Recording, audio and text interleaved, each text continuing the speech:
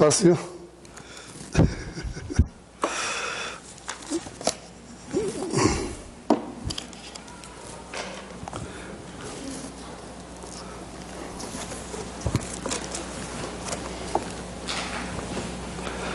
¿Fue necesaria la muerte de Jesús? ¿Por qué el Dios del universo no decidió salvarnos haciendo que su Hijo pasara por la terrible muerte de cruz? La paga del pecado es muerte.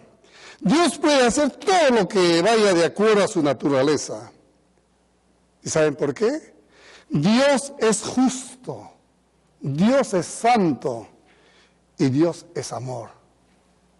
Desde el principio Dios ha exigido castigo por la desobediencia. Grábeselo eso. Castigo por la desobediencia. Porque ama a su pueblo obediente. Y la desobediencia dice que anula todo. El pecado demanda que sea pagado con nuestra vida. Y esto lo vemos en Génesis 2:17, cuando el Señor le dijo a esta parejita, Adán y a Eva: más del árbol de la ciencia del bien y del mal no comerás, porque el día que de él comieres, consecuencia, ciertamente morirás. Pablo dice en Romanos 6:23 exactamente algo parecido: la paga del pecado es muerte. Pero no queda ahí. Continúa narrando y diciendo: mas la dádiva de Dios es vida eterna en Cristo Jesús, nuestro Señor.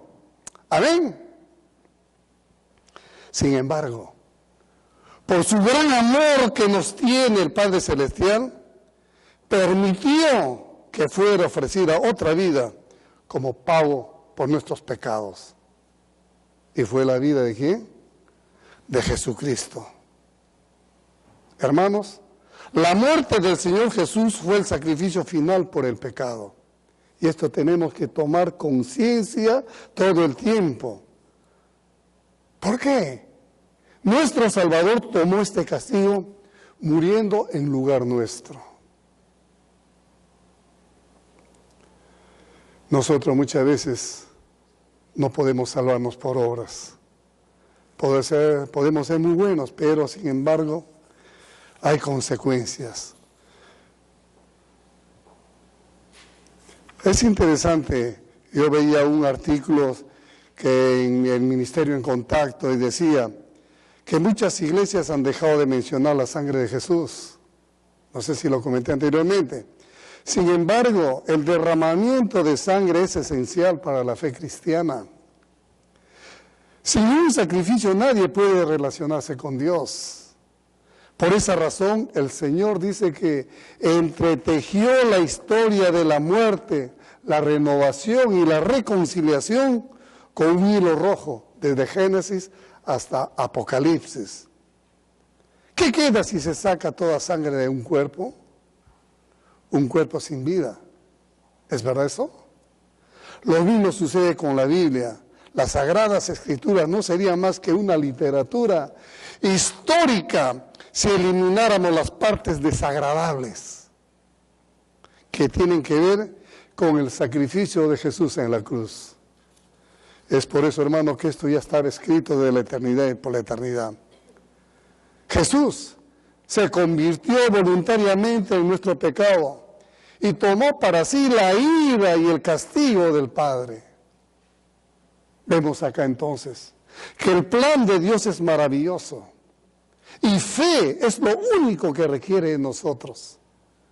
¿Tiene usted fe en lo que Dios hizo por usted en la cruz? Y hoy día reflexionábamos eso exactamente en la escuela dominical, que Él dio su vida por ti y por mí, y que tenemos que tener conciencia todo el tiempo a quién estamos siguiendo y a quién estamos sirviendo. Ahora tenemos acceso directo nosotros al Padre Celestial por medio de la muerte del Señor Jesucristo. ¿No es esto una bendición en medio de todas estas pruebas? Que si Cristo no hubiera muerto, no tuviéramos nosotros acceso a nuestro Padre Celestial. No tendríamos acceso a la vida eterna. Hermanos, cuando nosotros reconocemos que Jesucristo es el Hijo de Dios que murió en nuestro lugar y lo aceptamos como nuestro sustituto, el Señor nos perdona y se establece una nueva relación con Dios. Y nuestras oraciones vienen a ser escuchadas. Bendito sea Dios. Sin embargo, en medio de todo dice que hay un mensaje engañoso que ha desviado a muchos y se ha dado lectura exactamente. Cuando Pablo le dice a Timoteo, te encargo solemnemente en la presencia de Dios y de Cristo, que ha de juzgar a los vivos y a los muertos por su manifestación, por su reino. ¿Y cuál es ese encargo? Predica la palabra de Dios, predica, inste, en tiempo y fuera de tiempo, hazlo todo el tiempo, redarguye, reprende, exhorta, con mucha paciencia e instrucción, mucha paciencia, hermano, mucha instrucción. La razón, porque vendrá tiempo cuando no soportarán la sana doctrina, sino que teniendo comezón de oídos acumularán para sí maestros, dice, a sus propios deseos. Señor, yo te pido en nombre de Jesús, que nos sigas limpiando con la sangre preciosa de nuestro Salvador, al fin de que tu palabra, Señor, se haga efectiva en nuestras vidas. Estamos viendo días malos, días difíciles, Padre. Permite que la iglesia siempre sea redarguida, siempre sea enseñada, siempre sea, Padre Santo, motivada por la presencia de tu Espíritu Santo. Ayúdanos a vivir vidas, Señor, que traigan honra y gloria a tu nombre. Que esta porción cale profundamente en nuestras vidas y hagamos conciencia, Padre, de lo que hizo Cristo Jesús en la cruz por nosotros. Morir y darnos vida y vida en abundancia, Señor. Hermanos, bien clara es la palabra de Dios que nos dice que se apartarán sus oídos de la verdad y volverán a mitos. Pero tú nos dices, sé sobrio en todas las cosas. Si es posible, sufre penalidades, haz trabajo de un evangelio y cumple con tu misión, cumple con tu trabajo. Seguir a Cristo, hermanos, cuesta. Pero finalmente hay honra. Hermanos, se acerca un tiempo, como decíamos en escuela dominical, cuando la gente rechazará de pleno la verdad de la palabra de Dios. Ya estamos viviendo estos tiempos, fragmentando y escogiendo lo que ellos quieren escuchar. Ya se acercan estos tiempos difíciles, ¿ah? De que van a querer escuchar lo que le llenen los oídos, los que les halague a ellos. Seguirán la falsa doctrina de maestros impíos que todavía siguen metiéndose a las iglesias, que predicarán lo que quieran oír ellos, lo que quieran escuchar. Si lo hicieron en el tiempo de Pablo, como veníamos estudiando en el libro de Gálatas, ¿cree usted que no lo van a hacer en estos tiempos? Seguro que sí. Sin embargo, debemos nosotros de mantenernos firmes en nuestra fe, sabiendo que no vamos a rendirle cuenta a ellos, sino que un día vamos a rendirle cuenta a ese Dios eterno. Nosotros respondemos a Jesús. ¿Quién, dice la palabra de Dios, juzgará a los vivos y a los muertos? Y esa falsa enseñanza, si nosotros lo aceptamos, va a afectar nuestro entendimiento de la salvación, va a afectar nuestra relación con el Señor y nuestro destino eterno. Nosotros tenemos que permanecernos firmes todo el tiempo en la palabra de Dios. Esa falsa enseñanza afecta, como digo, el entendimiento. Entenebrece el corazón, endurece el corazón. Pero qué triste, qué lamentable es que muchas personas se desvían de Dios y no dan importancia a lo que Cristo Jesús hizo en la cruz, ni tampoco dan importancia a lo que dice su palabra o tiene su palabra para cada uno de nosotros. ¿Qué implica esa falsa enseñanza?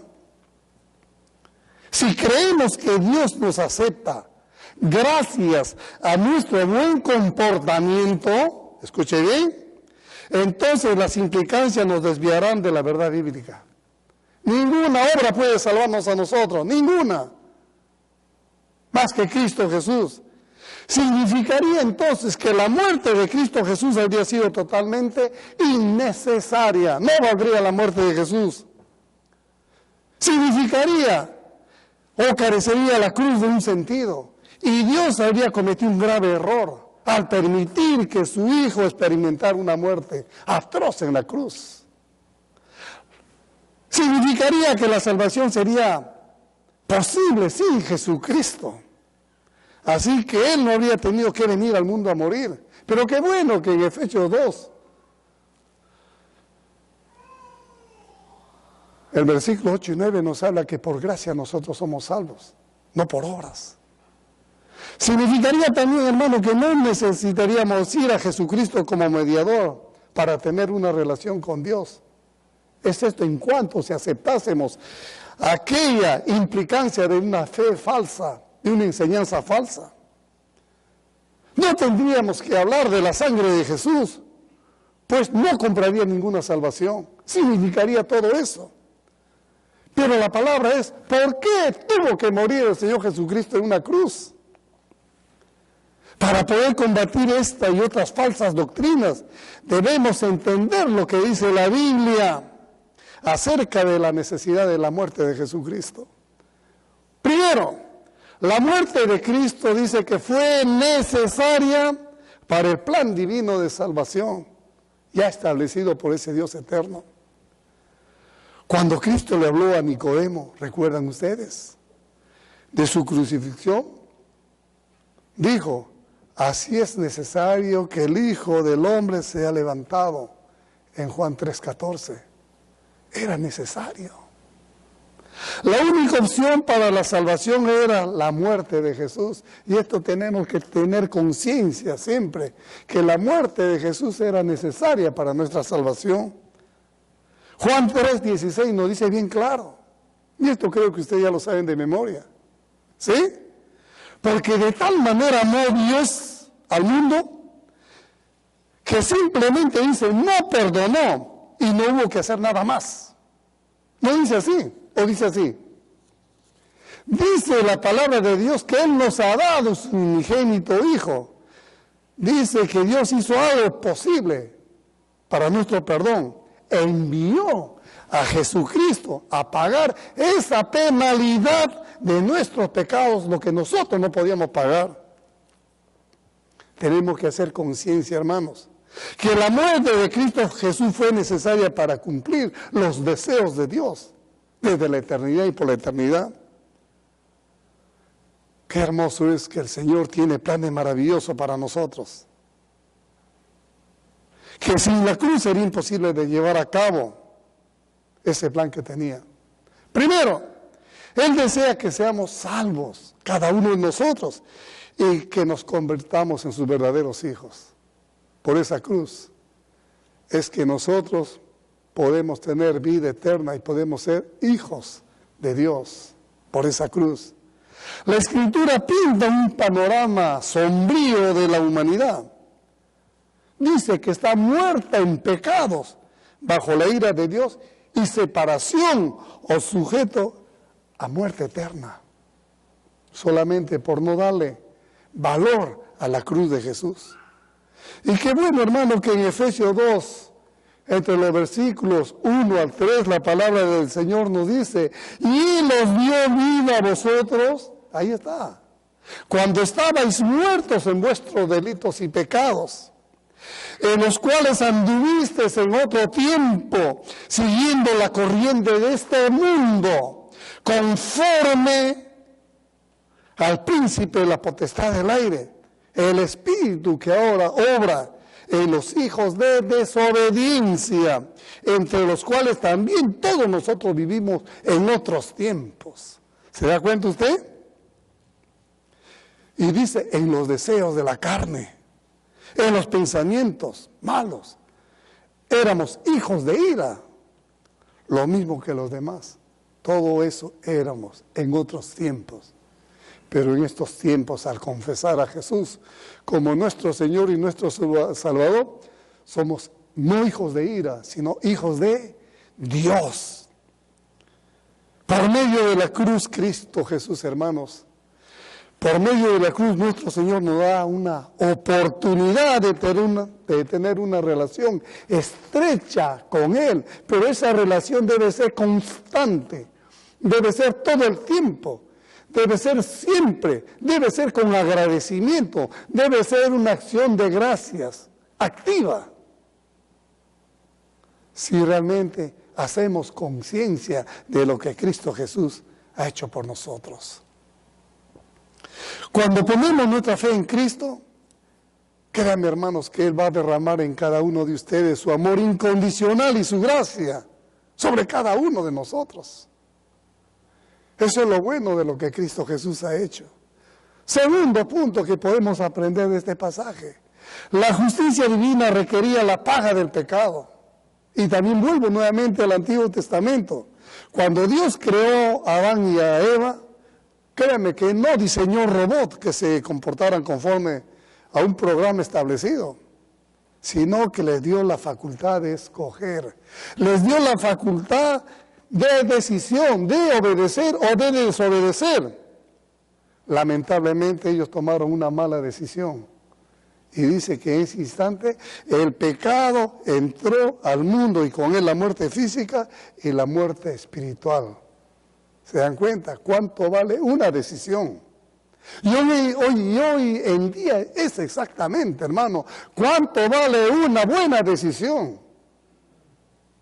que no afecte esa relación que tenemos con Dios. Debido a que el Señor es justo, siempre hará lo correcto para nosotros. Dios le dijo a Adán y a Eva lo que sucedería si comían del fruto prohibido. ¿Recuerdan? ¿Qué les dijo?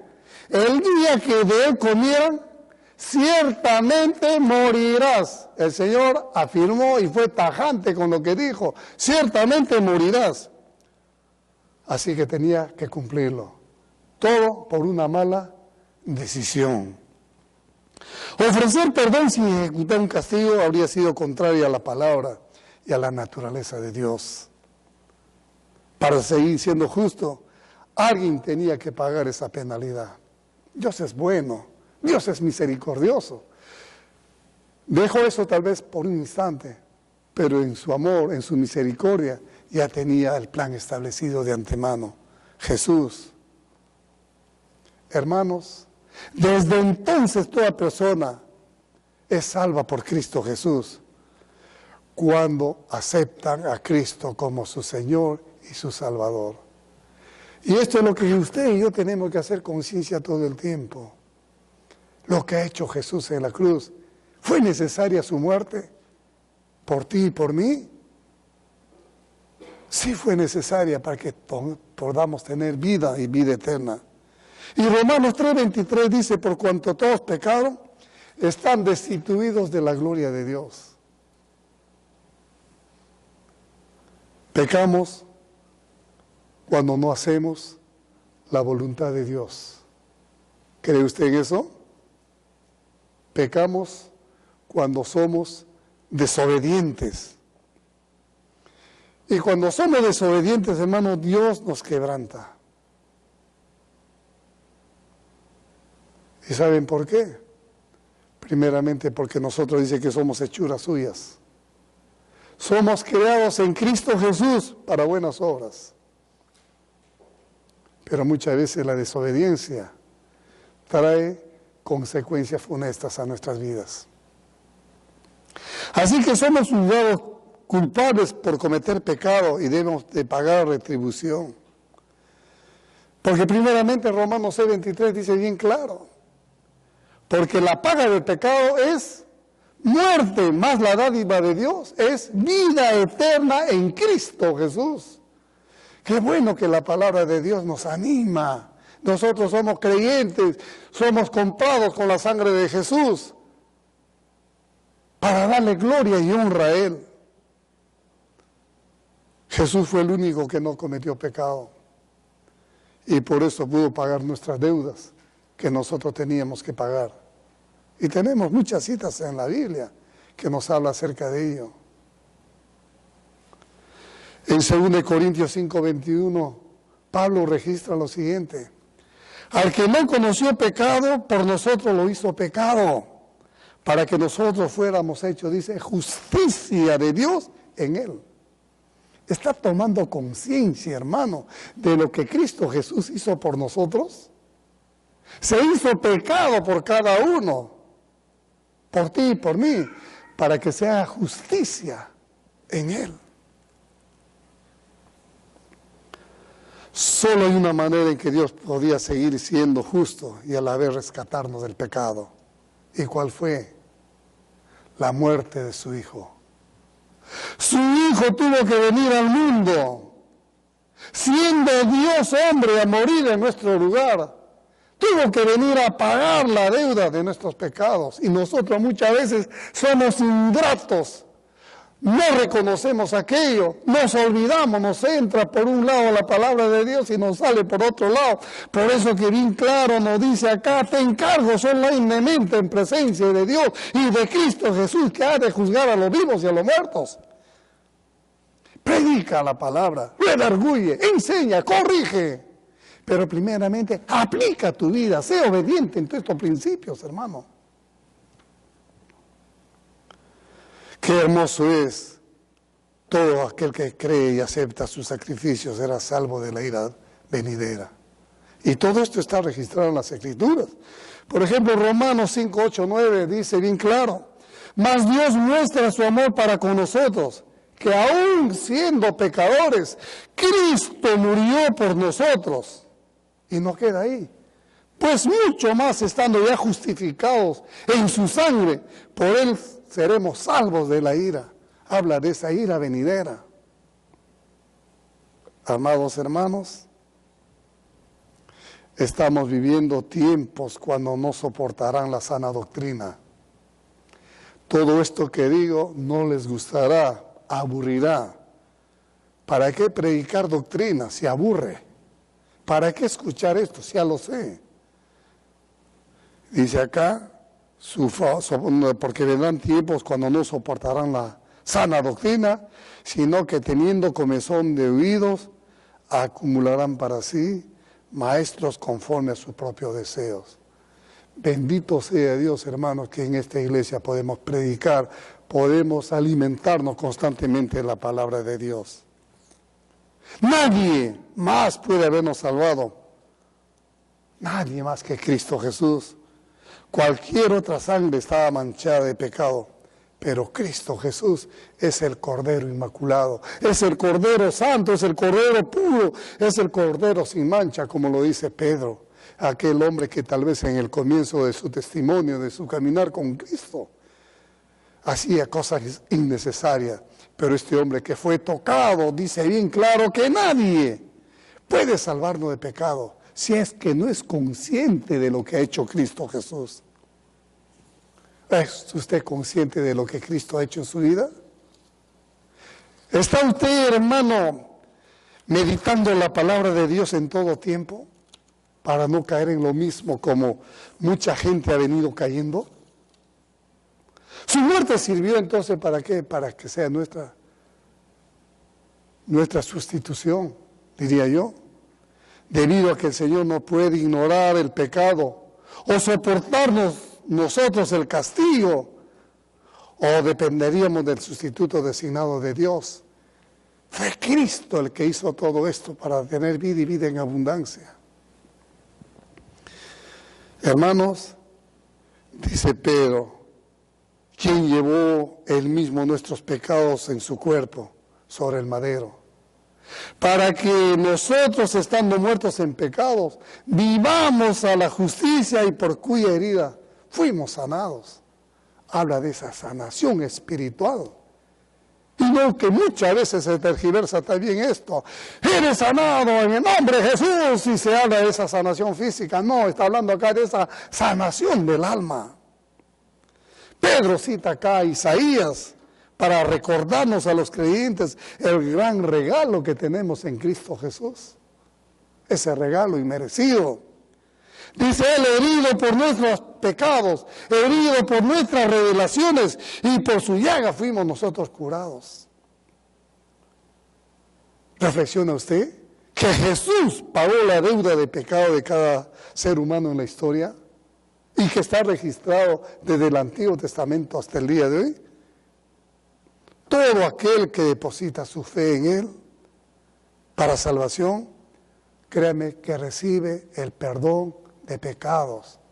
Por eso dice que fuimos sanados por sus llagas. Fuimos curados por sus llagas. Fuimos restituidos. Fuimos cambiados de una vida de muerte eterna a una vida eterna en Cristo Jesús. Y qué bueno, cuando Cristo Jesús dijo en la cruz, consumado es. Padre, he cumplido todo. Era necesario entonces, hermano, acabemos el plan redentor de ese Dios eterno. Pero sin embargo, solo el orgullo humano nos hace pensar que nuestras buenas acciones pueden añadir algo más. Servimos a Dios para expresarle que nuestro amor y gratitud por su gracia y misericordia. Pero nuestras buenas obras nunca podrán pagar lo suficientemente lo que Él ha hecho en la cruz por nosotros. Eso sí, grábeselo, hermano. Nuestras buenas obras no pueden hacer nada.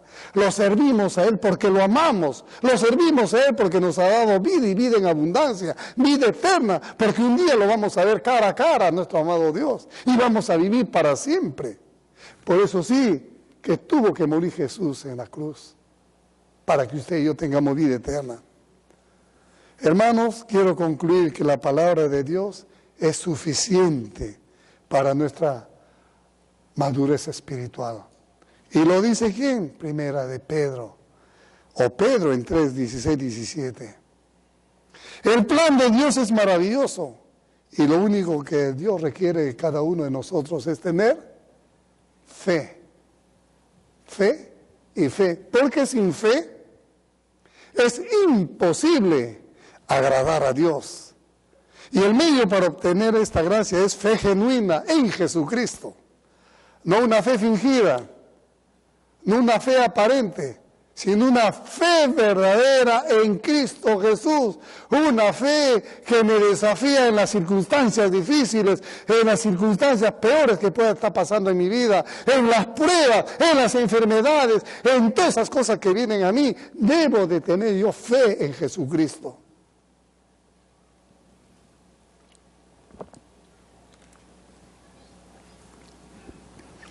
El medio para obtener esa gracia es, como digo, una fe genuina en Cristo Jesús.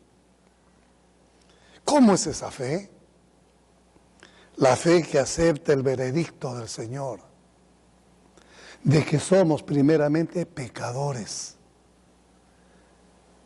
Dice que todos estamos destituidos de la presencia de Dios, pero debo de tener conciencia, hermano,